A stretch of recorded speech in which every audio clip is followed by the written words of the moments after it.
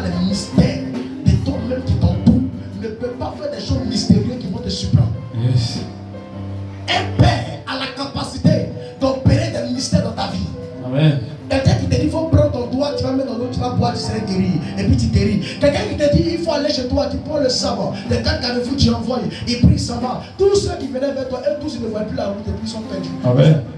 Quelqu'un qui te dit il faut prendre ton habit, tu vas mettre sur ton ventre, tu parles et puis ta fille dessus. Hey!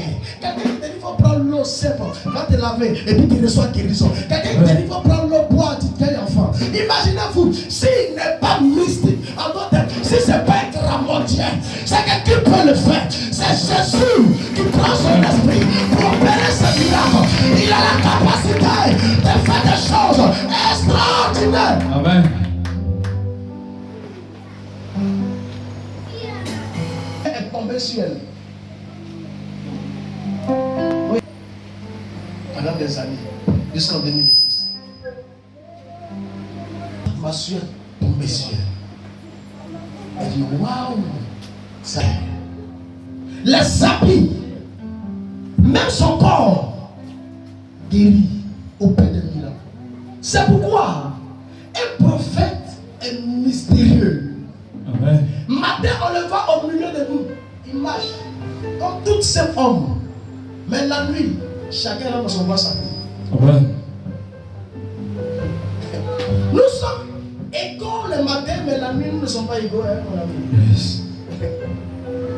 De la manière que tu m'as vu matin là, c'est pas comme ça que tu viens chez moi, tu vas me voir. Hein. Attention, tu vas fuir ma maison. Tu vas fuir. Chacun sait comment il travaille avec son Dieu. Amen. Parce que le Dieu que lui-même il sait est un mystère. Amen. Vas-y, regardez quelque chose. 2 Rois. 2 Rois, chapitre 20. 2 Rois 13, verset 20 à 21. 2 Rois, le chapitre 13, verset 20 à 21. Vas-y. 2 Rois, chapitre 13, verset 20 à 21. Je lis la parole. Élisée mourut, et l'on l'enterra. L'année suivante, des troupes de Moabites pénétrèrent dans le pays. Et comme on entrait un homme, voici, on aperçut une de ces troupes. Et l'on jeta l'homme dans le sépulcre d'Élisée. L'homme alla toucher les os d'Élisée. Et il reprit vie et se leva sur ses pieds. Amen. Est-ce que vous avez compris? On va relire encore. Vas-y. Suivez. 2 Rois, le chapitre 2 Rois 13, le verset 20 à 21. Vas-y. Élisée mourut. Le prophète Élisée est mort. Et on l'enterra. Et on enterre. L'année suivante, les troupes de Moabites pénétraient dans le pays. Ils sont arrivés dans le pays où on enterrait l'homme de Dieu. Et là où on enterrait l'homme de Dieu, Voici, on aperçut une de ces troupes. Et l'on jeta l'homme un homme qui était dans le sépulcre d'Élisée. dans le sépulcre d'Élisée. L'homme alla toucher les os Et l'homme qui d'Élisée. était mort touche le corps d'Élisée. Et il reprit vie. Et il revient à la Et vie. se leva sur Et ses il se pieds. lève et danse sur ses pieds. Alléluia. Dis à quelqu'un, les os d'un mort qui est un homme de Dieu Amen. transportent l'onction. Alléluia. Gloire à Jésus. Mais Amen. remarquez quelque chose. Les grands mystiques, quand ils aperçoivent, et c'est que beaucoup de mystiques vont me combattre, ça se voit. Ils savent parler le Saint-Esprit en train de me dire, celui-là veut me dire. Regardez, lorsque un d'entre eux décède, il doit s'arranger afin d'aller récupérer les parties organes de l'homme de ces personnes. Yes. Pour apporter cela dans le sanctuaire. C'est Vous ça. savez c'est quoi? C'est la préparation. C'est la préparation pour reprendre le pouvoir. Pour ne pas qu'il va avec ça. Il nous a servi. Il était fidèle, loyal envers nous. Donc le jour où il est parti, il faudrait que nous nous réunissions pour aller prendre les parties de cette personne. Pour l'amener dans nos sanctuaires afin de faire une préparation rituelle. Une préparation rituelle afin de reprendre nos pouvoirs. De reprendre. Pour qu'il va vide. Tout ça. Parfois on prend son cœur.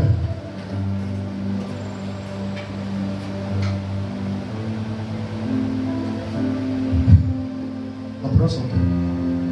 C'est-à-dire, il y a des gens, ils veulent vous dire quelque chose. On dit pas. C'est pas. Et il a forcé même à guérir un aveugle, il n'a pas pu. L'aveugle est resté aveugle. Il a forcé. Et c'est dans cette même vie, les gens ont failli le tuer, le jeter, précipiter une falaise. Et il a vu que s'il quitte pas là-bas, on ne parlera pas de lui.